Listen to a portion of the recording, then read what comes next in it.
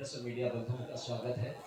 और आज ये हम लोगों का जो प्रचार था तरारी उपचुनाव के लिए, ये पूरा होने को है, वो वक्त कंप्लीट होने को है।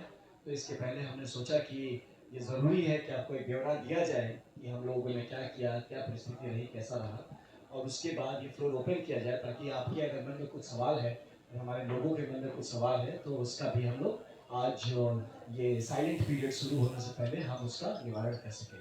तो मैं पहले अपने रिक्वेस्ट करूंगा, हम लोग के यहाँ पे अध्यक्ष महोदय हैं, तो अध्यक्ष महोदय आपको पहले ब्रीफ करेंगे और उसके बाद हम लोग फ्लोर ओपन कर लेंगे आपके सवालों के लिए। तो मैं अपने माननीय अध्यक्ष महोदय से रिक्वेस्ट करूंगा, आपको बताएं। धन्यवाद। इस कैंप में पधारे हुए मेरे मीडिया के सारे साथियों, सबसे पहले तो आपका स्वागत है और आपका धन्यवाद कि आप सब यहाँ इकट्ठे हुए।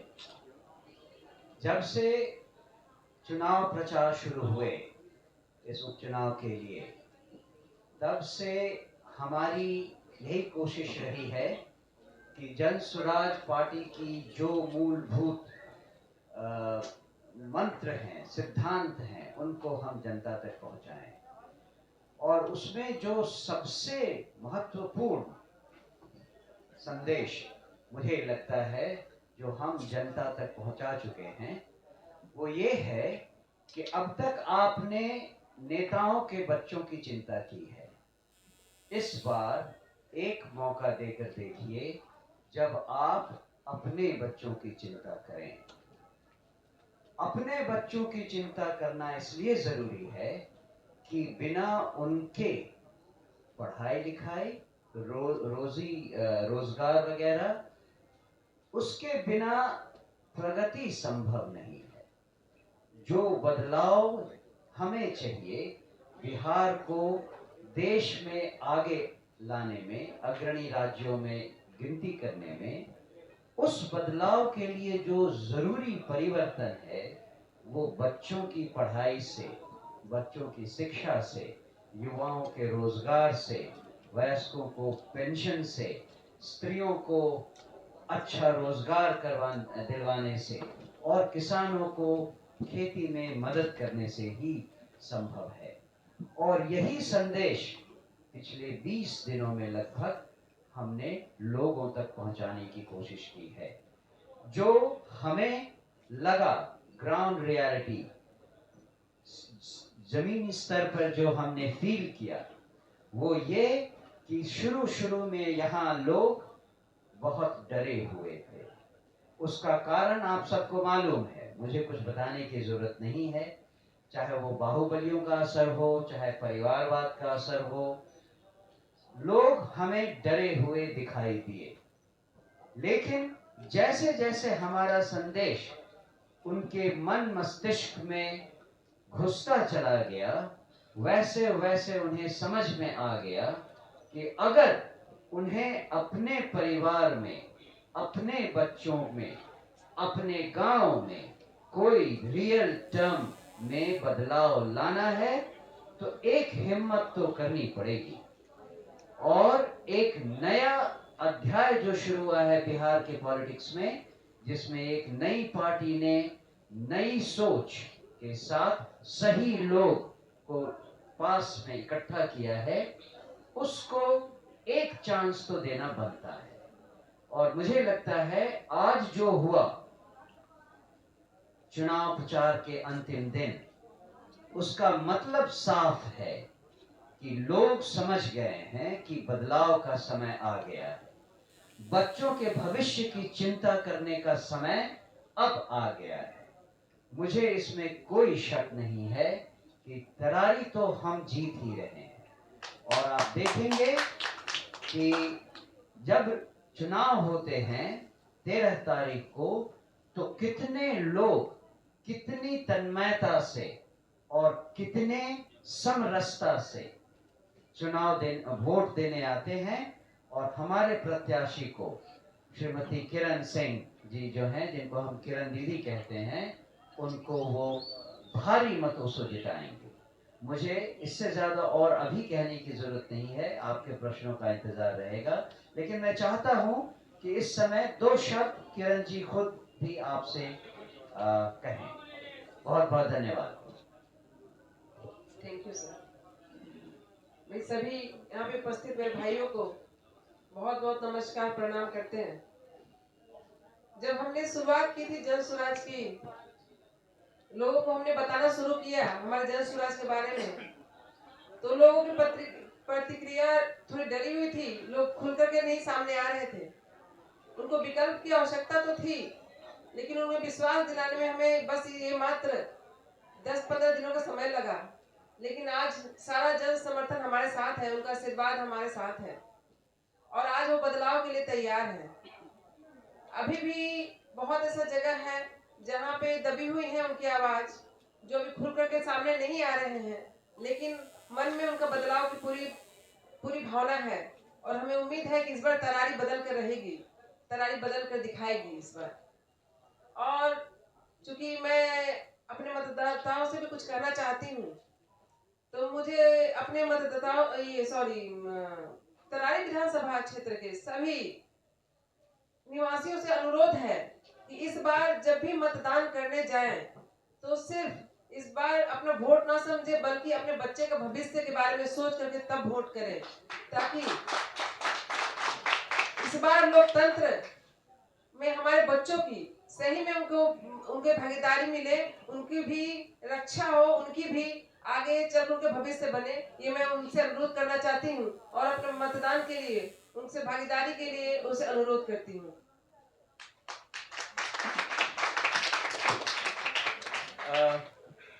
हमें आपके प्रश्नों का इंतजार है। बहुत धन्यवाद। जिस तरह से मुस्लिम वोट बैंक में जो है कैंप ज्यादा चल रहा था जनसुराज का, उसको देखते हुए माले और राजद के द्वारा जो है अब्दुल बारी सिद्दीकी और तमाम मुस्लिम नेताओं को जो है लाया गया। इस पर आप लोग क्या सोचते हैं, किस तरह से वोट बैंक टूट जाएगा? मुस्लिम समुदाय को अब विश्वास हो गया है कि पिछले 40-50 सालों से उनको केवल ठगा जाता रहा है। इन 4 विधानसभा के उपचुनाव में भी किसी पार्टी की इतनी हिम्मत नहीं हुई कि एक भी मुस्लिम उम्मीदवार वो खड़ी कर सके, सिवाय जनसुराज पार्टी के। तो मुस्लिम समुदाय चाहे किसी जगह हो, चाहे वो तरारी में हो, रामगढ़ में हो, इमामगंज में हो या बेलागंज में हो, उनको पता चल गया है कि अगर उनकी चिंता कोई करता है तो वो केवल जनसुराज पार्टी करती है। माले या कोई और पार्टी जिसका आपने नाम लिया, वो चाहे कुछ भी कर लें, हमारे मुस्लिम भाइयों को और बहनों को वो बरगला नहीं सकते इस बार। ये हमारा पूरा यकीन है।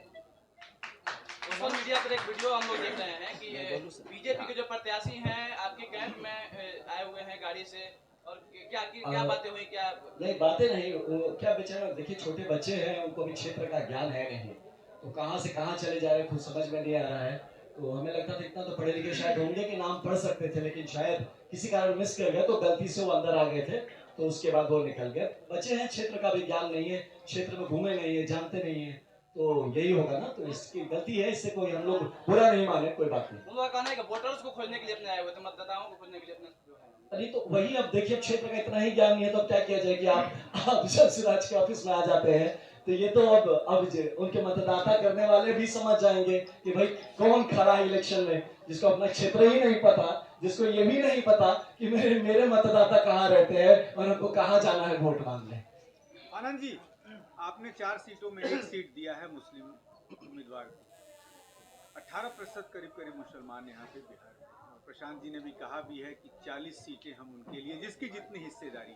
तो क्या आप मानते हैं कि ये कोशिश प्रशांत किशोर ने की है विश्वास जगाने की मुसलमानों में कि ना हम एकदम जो कहते हैं वो निभाएंगे? देखिए, हम लोग आज बात ज्यादा तैयारी का करेंगे, लेकिन क्योंकि आपने प्रश्न उठा दिया तो 18% मतलब कहने मतलब अगर बिहार 5 भाइयों का बना है तो उसमें से एक भाई अपने मुस्लिम भी है। तो हमेशा लोग ऐसा करते हैं जैसे कि उनके लिए हम कुछ गिफ्ट दे रहे हैं, ऐसा तो है नहीं भाई। अब घर में 5 लड़के हैं तो एक को जिम्मेदारी लेना पड़ेगा ना, 4 ही चलाएंगे। तो हम लोग उनको ये कह रहे हैं कि आप जिम्मेदारी लीजिए, आप भागीदारी लीजिए, बिहार आपका भी है, आप कैसे पीछे बैठे रहेंगे। तो उस हिसाब से हमारा इन्वॉल्वमेंट है। जो सो कॉल्ड मुस्लिम कम्युनिटी की आप बात करते हैं, इसको अलग से ना देखा जाए, इसको एक जिम्मेदारी लेने और देने वाली बात तक देखा जाए। तरारी के बारे में हम लोग ज्यादा बात करें आज। सर, जैसे कि बिहार में अक्सर देखा गया है चुनाव में जातिवाद को, तरारी में भी हुआ है, पहले भी हुआ है, इस बार की राजनीति कहाँ होगी? नहीं देखिए, अब की बार तो हमें पूरे कहीं पे, हम जो इतने दिन से कैंपेन कर रहे हैं, हम तो काफी खुद भी एक्टिव रहे जमीन पे, जात वाला बात हमको दिखा नहीं। हाँ, जो आप कह रहे हैं, अभी जो पूरा का पूरा तरारी है वो समझ गया कि इतने साल से जो दुर्गति है, आप यहाँ गांव है, चले जाइए, आप घुस नहीं सकते उस गांव में, है ना, आपकी गाड़ी तो छोड़े, पैदल घुसने में आप फिसल के गिर जाएंगे। तो ऐसी जगहों पे लोग अब जन सुराज जो मुहिम लेके आया है कि बच्चों की पढ़ाई का, बुजुर्गों की दवाई का, जो युवाओं की कमाई का, और सारे जितने तकलीफ में फंसे भाई है सबकी दवाई का, तो मुद्दा ही जात से उठकर है। तो अब की बार तरारी ये जात का जो डेफिनेशन है ब्रेक करता हुआ आपको नजर आएगा, वो भी जन सुराज के नेतृत्व में। आपका रैली था स्वराज, रैली था तो हर जगह तरारी विधानसभा में घूमे, अभी आप अपने जो रैली में घूमे तो आपका पोजीशन क्या दिखा, किस पोजीशन पर आप हैं इस चुनाव में? देखिए, दीदी कुछ बोलना चाहती, मैं बोलूंगा इनको बोलने को, लेकिन आज की रैली आप देखे होते पीरो मार्केट में होते, आपको लगता कि जन सुराज के अलावा इस तरारी में कुछ नहीं है, कोई नहीं है, पूरा का पूरा तरारी जन सुराजी हो गया है। और आज अल्टीमेटली जन सुराज के कारण से यहाँ के लोगों में वो ताकत, वो कॉन्फिडेंस छलक के आया। जो लोग मुझसे मिलते थे कहते थे भैया हम पीछे से हैं, आज जय बिहार जय जय बिहार का नारा लगा रहे थे साथ में पीरों के बाजार में, तो ये मामला सेट कर देता है कि तरारी में वोटिंग किस तरफ हो रहा है। एक सवाल हमारा भी रहेगा। तेजस्वी यादव ने कहा कि झोलटंगवा लोग भी चुनावी मैदान में आ गए हैं।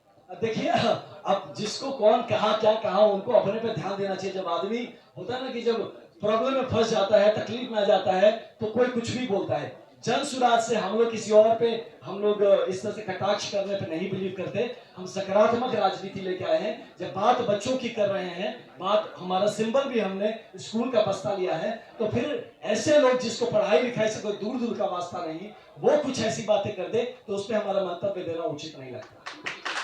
क्या लग रहा है जहाँ पे बीजेपी जो है माले के जो जितने प्रत्याशी हैं वो कह रहे हैं सामंती विचारधारा बनाम गरीब की लड़ाई है, बीजेपी जहाँ विकास की बात कर रही है, तो क्या लग रहा है जन सुराज इस बार जो शिक्षा और रोजगार का मुद्दा लेके आया है तरारी विधानसभा क्षेत्र चुनाव में, हाँ। कितना कारगर हो पाएगा? आप ये देखिए, बात कर रहे हैं, हम लोग यहाँ काम करने आए हैं, लोग यहाँ राजनीति कर रहे हैं। 10 साल से कौन था यहाँ, किसका सरकार चल रहा था, कौन एमपी थे? 10 साल माले के। हाँ, तो फिर जब यही लोग थे तो जो डेवलपमेंट होना था तब नहीं हुआ, जो चुनाव आया तब याद आ रहा कि अब डेवलपमेंट करना है। एक और बात, आपने माले के बारे में कहा और बीजे के बारे में कहा। माले को ये भी समझ में आ गया है, और हमने उनसे बात भी की है कई जगहों पे, कि उन्होंने जो पिछले 30-40 सालों में किया, वो अपनी जगह एक सही आवाज उठाई, जिसमें दबे कुचलों को उन्होंने एक आवाज दी, उनके मुंह में आवाज दी। अब उस फेज को gear 1, gear 2, first gear, second gear मानते हुए हमने उनसे कहा है कि नाउ हमें 3rd, 4th गियर पे शिफ्ट करना होगा। हमारा होराइजन अब बड़ा हो गया है, दबे कुचलों को आवाज मिल गई है, अब उनको प्रगति की जरूरत है, तो उन्हें हमारे साथ हाथ मिलाना चाहिए। ये हमारा मैसेज उन्हें है, जिससे कि हम साथ साथ 3rd गियर, 4th गियर में जाकर प्रगति की रफ्तार को तेज कर सकें। ये संदेश हम आपके माध्यम से उन सबों को देना चाहेंगे। एक सवाल हमारा दीदी से होगा कि जैसा कि आपके अध्यक्ष महोदय ने अभी बताया कि तरारी जो है वो बाहुबलियों का गढ़, तो क्या दीदी इस बार इस किले को भेद पाएंगी? किला भेदना क्या है, तो भेदा हुआ किला है, और किला हम थोड़ा ना भेद रहे हैं, वो तो जनता भेद चुकी है। सब बाहुबली का खलबली मचा हुआ है। आप बाहुबलियों की बात करते हैं, जनता के बल की बात ही नहीं करते हैं। तो आपने एक और जाति पे भी सवाल जरूर किया, तो आपके शुरू से लेकर के अभी तक वो 2 ही सवाल है, जात पात और बाहुबली। बिहार में तो अक्सर देखा जाता है ठीक है, तो ये जन सुराज आपकी जो धारणा है उसको बदलने वाली है। हर वो जात से हम लोग वोट मिलने वाले जन सुराज को, जिसको आपको लगता है कि वोट नहीं मिलने वाली है, वो भी जात में आएगी, वो भी गांव आएगा, हर एक क्षेत्र से आएगा। और रहा बात आपने जो कहा बाहुबलियों का, तो आप समझ नहीं पा रहे हैं, जब जनता का बल जब दिखता है ना, तो बाहुबली कोई नहीं टिकता है। इसमें एक चीज हम जोड़ना चाहेंगे कि बाहुबली पे ना जाया जाए, जिन्ना साहब खुद, हम खुद यहाँ पे हैं, तो ये सब बहुत बाहुबली और ये सब बली फली देख चुके हैं हम लोग। तो ये सब का छोड़ देते हैं। अब एक हम गांव में गए तो आप समझिए इस बात को, जनता में कह रहे हैं ए भैया तू हमरा के बचाई बा। जब पहले हो रहा था तो कोई एक जन आते थे 10 गो राइफल लेके आता था हमको बचाने। हम बोले यही तो आप लोग का समझदारी में कमी है, आप समझ नहीं रहे हैं कि माहौल ऐसा खराब कर दिया वो लोग कि राइफल निकालना पड़ रहा है। वही माहौल सुधारने आए हैं कि वह हमको क्या किसी को राइफल लेके नहीं आना पड़ेगा, माहौल गंदा नहीं होगा। क्यों किसी को राइफल लेके आना पड़ेगा भाई? ये किस तरह का माहौल चल रहा है? ये पूरा माहौल को बेहतर करने के लिए सारा जितना सबका पूरा फोकस है वो हम लाना चाहते शिक्षा के ऊपर, वो लाना चाहते रोजगार के ऊपर और बच्चों के बेहतर भविष्य के ऊपर। तो ये बाहुबली और ये जो डेफिनेशन है, आप देखिए अभी आने वाले 25 के चुनाव तक इसको जनसुराज ये डेफिनेशन ही खत्म हो जाएगा। इन मुद्दों पे चुनाव लड़ा ही नहीं जाएगा। मुद्दे होंगे अब विकास के, मुद्दे होंगे पढ़ाई के, मुद्दे होंगे बच्चों के भविष्य के। लेकिन आनंद जी, आज आपने जो अपना रोड शो किया, जो तनगा आपने एकदम लंबा चौड़ा करीब 100-150 गाड़ियां और बड़ा काफिला, ये आपने अपनी तरारी के लोगों को ताकत दिखाने की एक कोशिश की या मुख्य मुद्दे को समझाने की? और ये देखिए क्या है कि जब आज अंतिम दिन था, हमारे तो जो कैंडिडेट के साथ इतने सारे लोग घूम रहे हैं, हम लोग के साथ लोग सपोर्ट में आए हैं, उन सबका इच्छा होता है ना कि भैया हम लोग एक दिन साथ में मिलकर कैंपेनिंग करना चाहते हैं। तो सारे लोग जब साथ मिल गए तो इतना लंबा काफिला बनेगा हम भी नहीं सोचे थे। ये हम लोग बहुत प्लानिंग करके गाड़ी नहीं जोड़े थे, बस सबका था भैया हम भी आएंगे, भैया हम भी जुड़ेंगे, हम भी जुड़ेंगे। एक एक करके लोग जुड़ते गए और काफिला इतना बड़ा हो गया कि लोग उसको शक्ति प्रदर्शन हम गाड़ी से थोड़े करेंगे, शक्ति प्रदर्शन दीदी करेंगी विधानसभा में। जाने दीजिए और देखिए विधानसभा में जाके यहाँ के मुद्दे उठाएंगी, यहाँ के जितने ये पिछड़ेपन के जो इश्यूज हैं इसको खड़ा। शक्ति प्रदर्शन काम करके किया जाता है, गाड़ी और बंदूक दिखा के शक्ति प्रदर्शन होता है। तो जन सुराज काम करके शक्ति प्रदर्शन करेगा। आज जो आपने देखा ये हमारे कार्यकर्ताओं का प्रेम प्रदर्शन था, ये कोई शक्ति प्रदर्शन नहीं। आनंद जी, कहा जाता है कि अभी तक जो आप कैंपेन कर रहे थे छोटे छोटे 100-50 के समूह में कर रहे थे, और अचानक जो आज आपने दिखाया है वो कहीं ना कहीं तो शक्ति, इसका मतलब कहीं ना कहीं एक एक्स IPS का दिमाग चला है उसमें कि पहले छोटे पुलिस वालों को बुलाते हैं, फिर भाई अचानक डंडा चालू नहीं, यहाँ कुछ एक्स IPS की बात नहीं है। यहाँ मैंने बताया आपको कि हमारे सारे लोग एक बार एक टीम बन के कुछ करना चाह रहे थे, साथ जाना चाहते, लेकिन साथ आपको ये भी बता दे कि आज भी सारे लोग नहीं थे। इसमें बहुत सारे लोग अभी भी गांव में काम कर रहे थे, वो अपने लेवल पे अपने गांव में घूम रहे थे। ये ज्यादातर बहुत सारे लोग थे जो कि हमारे एक साथ आके हमने एक साथ आज पूरे विधानसभा में अपना हम जाके अपने लोगों से वोटर से मिले, और दीदी के नेतृत्व में, हमारे अध्यक्ष महोदय इनके नेतृत्व में हम लोगों ने जन सुराज के लिए और बच्चों के बेहतर भविष्य के लिए वोट मांगा। चुनाव प्रचार खत्म हो गया, तरारी की जनता को आपका क्या संदेश रहेगा? आप स्टार प्रचारक रहे जी, तरारी की जनता को हमारा यही संदेश रहेगा कि अब किसी तरह के बरगलाने, देखिए प्रचार खत्म हुआ, अब दुष्प्रचार शुरू करेंगे कुछ लोग। इस दुष्प्रचार से बचना है। आज ही कोई आके कहने लगा कि भाई कोई छत्तीसगढ़ की है दीदी, बताइए ये कोई मतलब है? कुछ भी दुष्प्रचार चला रहे हैं। यही बिशुनपुरा की लड़की है, यहीं पे शादी हुई है इनकी, यहाँ की बहू है, और यहाँ पे लोग ये दुष्प्रचार चला रहे हैं। तो मेरी जनता से अपील है कि आप अब दिमाग खोल दीजिए, अब आप ये भूल भुलावा में मत रहिए।